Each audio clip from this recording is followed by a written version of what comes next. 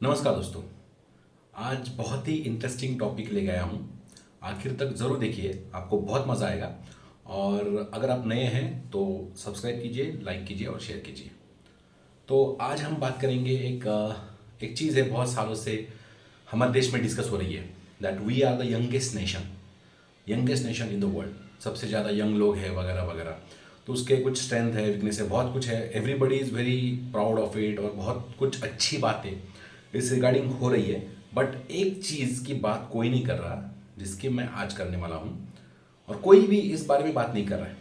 तो एक्चुअली ये जो हम यंगेस्ट नेशन का क्लेम कर रहे हैं, तो ये हमारा स्ट्रेंथ है या वीकनेस है, और इसका एक्चुअली मीनिंग क्या है from the point of view of world. हमें लग रहा है कि यंग फोर्स है तो ज़्यादा प्रोडक्टिव वर्क होगा, ज़्यादा नेशन के लिए अच्छा है, तो प्रोग्रेस होगा, जीडीपी बढ़ेगा वगैरह वगैरह। For some point it is okay, होगा। बट उतने जॉब्स है मार्केट में, या फिर अभी भी हमारा मेंटालिटी स्टिल जॉब में है, तो इतने अभी तक इतना परसेंटेज है जो इस पे फोकस कर रहा है, बिजनेस जनरेशन पे, या फिर अलग कुछ करने के लिए ट्राई कर रहा है। थोड़ा थोड़ा है अभी, बट नॉट दैट मच। तो ये जो हम बोल रहे हैं कि यंगेस्ट नेशन है, तो इसका मायना क्या है एक्चुअल में, द रियलिटी, जो कोई भी बात नहीं कर रहा है। तो इसका रियल मीनिंग है, और एक ये कारण भी है कि जिसकी वजह से पूरे देश, सारे देश हमें बहुत ज़्यादा इंपॉर्टेंस दे रहे हैं, हमारी बहुत सारी तारीफ हो रही है। हाँ, हमारी लीडरशिप भी है, बहुत अच्छा कर रही है, उनकी पॉलिसीज भी अच्छी है। बट और एक बड़ी रीज़न है इस सब के पीछे, बीइंग अ यंगेस्ट नेशन। और जो हमारा अभी, हम तो सबसे ज़्यादा पॉपुलेशन वाली कंट्री भी है, तो दुनिया की नज़र में ये वर्क फोर्स नहीं है जो हम जनरल लगता है हमें कि यार हम वर्क फोर्स है तो बहुत सारे मैन्युफैक्चरिंग यूनिट वगैरह आएंगे, तो वो आएंगे, लेकिन इतने नहीं। मेन जो भी हमारा एक परसेप्शन है अभी पूरे वर्ल्ड में, बिगेस्ट मार्केट, चाहे वो सोशल मीडिया हो या कोई प्रोडक्ट हो, कार्स हो, anything, phones, what ever, India is the biggest market. तो ये चीज़ कोई नहीं बोल रहा है। हमारे ये चैनल पे ये बात हो रही है पहली बात। तो आप समझिए कि हम जब बोल रहे हैं कि we are the youngest nation, we are the highest young people, but इसका ये भी मतलब है हमारे पास सबसे ज़्यादा कंज्यूमर्स है। क्योंकि जो भी जेन जी, जेन वाई, जो भी हम बोलते हैं, कंज्यूमरिज्म बहुत ज़्यादा है। कोई नया ट्रेंड, पहले ऐसा था कि एक ट्रेंड आता था, 2-3 साल तक चलता था। अभी तो महीने 2 महीने में ट्रेंड बदलते रहते हैं। हाँ, चीपर प्राइस में मिल रहा है। बट जैसे आईफोन का एग्जांपल लेंगे, तो पहले बहुत कम जनता के पास था आईफोन।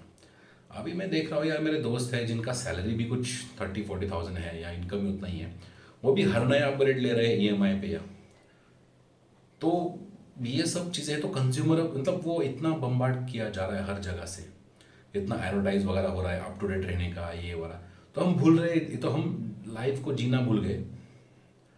और ऊपर से ये एक मतलब सिर्फ खरीदो और उसके लिए कमाओ, ये चीज़ हो गया। और बहुत सारा यूथ है जिनको जॉब ही नहीं है, तो इधर वो पेरेंट्स के पैसे से ये सब कुछ चल रहा है।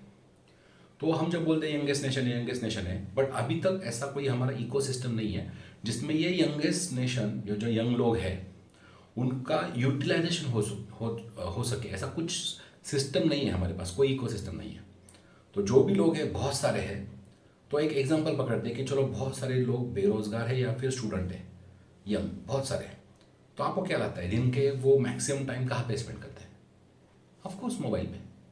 तो आप देखो, कोई भी यूट्यूबर जस्ट एक वीडियो डालता है, चाहे वो इंडियन फूड का टेस्ट लिया या फिर इंडियन इकोनॉमी के बारे में बात कर रहा है, दो चार अच्छी चीज़ें बोलेगा तो भाई उसको मिलियन में व्यूज़ मिल जाएंगे, उसको मालूम है। तो वो उसी के बारे में बात करते हैं, अच्छा अच्छा, अरे इंडिया बहुत ये कर रहा है, वो इंडिया ग्रो कर रहा है। बट हमें ये पर्सपेक्टिव भी समझना चाहिए कि हमें वो एज अ बाजार, मार्केट देख रहे हैं। तो हमें भी उसके हिसाब से वर्क होना चाहिए, हमें उस हिसाब से एक्ट करना चाहिए, स्ट्रैटेजिकली परचेसिंग करनी चाहिए। हमें वो हवाबाजी या एडवर्टाइज में फंसना नहीं चाहिए। अभी तो बहुत सारे लोग गैम्बलिंग और किन किन चीज़ों का भी ऐड करने लगे हैं। तो मेरे हिसाब से यूथ ने, और इसमें भी पर्टिकुलर मैं ज़्यादातर बात करूँगा मिडिल क्लास की, बिकॉज पुअर और जो rich, wealthy, you can say, not rich, ये लोग हैं वो उनका सॉर्ट कर रहे हैं, उनके बच्चों के लिए कुछ इन्वेस्ट कर रहे हैं या फिर हसल कर रहे हैं। मिडिल क्लास ही इसमें ज़्यादा फंसी है। अभी मुझे कभी कभी लगता है कि यार हमारी कुछ लैक्स ऑफ यंग पोटेंशियल जो अभी गवर्नमेंट एग्ज़ाम्स के लिए प्रिपेयर कर रहा है, वो अगर एग्ज़ाम्स को छोड़ के अगर बिजनेस में आ जाए, कुछ बिजनेस जनरेशन, नया आइडिया, स्टार्टअप्स, तो यार हम कहाँ से कहाँ पहुँच सकते हैं। या फिर जो भी लोग हैं जो कुछ जॉब नहीं कर रहे या फिर छोटा मोटा जॉब कर रहे हैं, वो अगर कोई नया चीज़ सोचे, उनको कुछ नया इकोसिस्टम मिले जहाँ पे कुछ अलग अलग बिजनेसेस वो ट्राई कर सकते हैं या फिर कुछ नए प्लेटफॉर्म ढूंढ सकते हैं, तो वो क्या कर नहीं कर सकते यार। हमारे पास बहुत टैलेंट है, हम बहुत इंटेलिजेंट लोग हैं, हार्ड वर्कर हैं, बट वो इको सिस्टम, सपोर्टिंग सिस्टम नहीं है। मोस्ट ऑफ द टाइम हम पॉलिटिक्स या अदर इसमें डिस्कशन में टाइम वेस्ट करते हैं। तो पर्टिकुलरली मिडिल क्लास को अभी ये बात समझनी चाहिए कि यंगेस्ट नेशन कहते मत बैठो, बिकॉज यंगेस्ट नेशन को ओल्डेस्ट नेशन होने के लिए टाइम नहीं लगेगा। और ये जापान, चाइना वाले जो लोग हैं वो 80-90 ईयर्स तक भी काम करते हैं। तो अभी हमारी जो जनरेशन है उसको 80 ईयर्स तक काम करना पड़ेगा, ये भी याद रखो। बिकॉज इन्फ्लेशन होगा, बहुत महंगाई बढ़ेगी, बहुत कुछ चेंज होगा, क्योंकि बहुत सारे लोग आ रहे हैं, हर साल में लाख स्टूडेंट्स आर कमिंग। उतने जॉब्स नहीं है मार्केट में, तो कुछ ना कुछ बदलाव होंगे। तो हमें प्रिपेयर रहना चाहिए और ये दिमाग से निकाल दो, मतलब कुछ चीज़ों का अननेसेसरी प्राइड लेने की ज़रूरत नहीं है। रियलिटी अंडरस्टैंड करो, हम सबसे बड़ा मार्केट है इंटरनेशनल इसके लिए, तो अननेसेसरी कंजम्पशन, परचेस हमें अवॉइड करना चाहिए और हमारे देश को हेल्प करनी चाहिए बिल्डिंग जीडीपी और समथिंग बिल्डिंग प्लस, जो कुछ अचीव करे, ना कि सिर्फ पैसा बाहर भेजे। तो अपने देश के लिए आपको ये समझना पड़ेगा और उस हिसाब से अपने फैमिली के लिए और अपने देश के लिए, वेल्थ जनरेशन के लिए आपको फोकस करना चाहिए। आपको ये वीडियो कैसा लगा मुझे ज़रूर बताइए। ऐसे ही और वीडियो लेकर हम जल्दी आएंगे। तब तक के लिए नमस्कार। और हाँ, लाइक शेयर सब्सक्राइब ज़रूर कीजिए। Bye bye.